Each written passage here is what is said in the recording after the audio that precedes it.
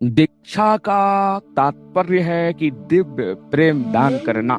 जब तक अंतःकरण का बर्तन तैयार ही नहीं होगा तो गुरु कहाँ से प्रेम देगा, क्योंकि आपका पात प्राकृत है और प्राकृत अंतःकरण दिव्य प्रेम धारण नहीं कर सकता। गौरांग महाप्रभु स्वयं पूर्णतम पुरुषोत्तम ब्रह्म श्री कृष्ण के अवतार हैं। उनसे अधिक न कोई जान सकता है और न जानेगा। उनके कथन से बड़ा और कोई प्रमाण नहीं है। स्वयं उन्होंने कहा है, दीक्षा पुरचर्या विधि अपेक्षा ना करे, जिह्वा स्पर्शे आ चंडालो सबारे उद्धारे। चैतन्य चरितामृत मध्य लीला के 15वें परिच्छेद के 109वां चौपाई। भगवान का नाम दीक्षा की अपेक्षा नहीं करता।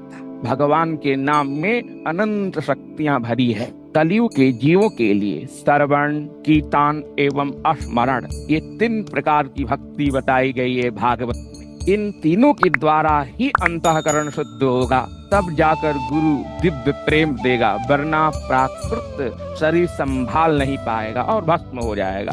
जैसे बिजली देने पर लाइन आ जाती है, वैसे ही गुरु द्वारा शुद्ध अंतःकरण में दीक्षा देने पर दिव्य प्रेम की प्राप्ति हो जाएगी। लेकिन कोई पहले घर में फिटिंग ही न करे तो उसमें बिजली कोई दे तो कहाँ से देगा, खोपड़ी में देगा। तो फिटिंग करना यानी साधना करना और उसके द्वारा अंतःकरण शुद्ध होने पर दिव्य प्रेम देना, उसी को गुरु दीक्षा कहते हैं। और जब तक अंतःकरण पूर्ण शुद्ध नहीं होता तब तक किसी क्षत्रिय ब्रह्मनिष्ठ गुरु के शरण में रहकर उनसे तत्व ज्ञान ग्रहण करे एवं उनके मार्गदर्शन में साधना करे। जब बात गुरु की है तो यह भी जानना महत्वपूर्ण है कि श्रोत्रिय ब्रह्मनिष्ठ गुरु किसे कहते हैं। तो श्रोत्रिय ब्रह्मनिष्ठ महापुरुष वो है जिसे समस्त शास्त्र वेदों का ज्ञान हो।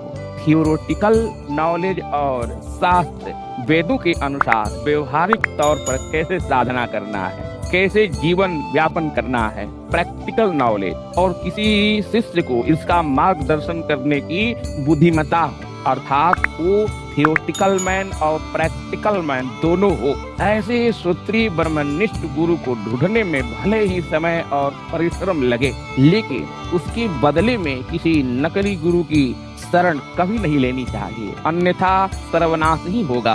भगवत प्राप्ति केवल श्रोत्रिय ब्रह्मनिष्ठ गुरु के मार्गदर्शन और कृपा से ही मिल सकती है, अन्यथा नहीं। असली गुरु के बिना कोई करोड़ों कल्प सिर पटक पटक कर प्रयत्न कर ले, लेकिन न तो माया जाएगी, न दुख से छुटकारा मिलेगा और न ही भगवान मिलेंगे। अगर कोई स्वयं गुरु को योग बोलता है तो सर्वप्रथम वो जो भी बोलेगा उसमें समस्त शास्त्र वेदों को जानने का प्रमाण स्वयं दिखेगा। वो जो भी मार्गदर्शन करेगा उसका शास्त्र वेदों से कोट करके स्पष्ट प्रमाण भी देगा, और ऐसा करने के लिए उसे कोई ग्रंथ खोल कर पहले देखने की आवश्यकता नहीं पड़ेगी। हरि कृपा से समस्त शास्त्र वेद उसकी जिह्वा पर विराजमान रहेंगे। और नकली गुरु मन गढ़ंत बात बोलेगा जो संसारिक दृष्टि से मोहक लगेगी। वो बोलेगा भी कि शास्त्र वेदों में ऐसा ही बताया गया है,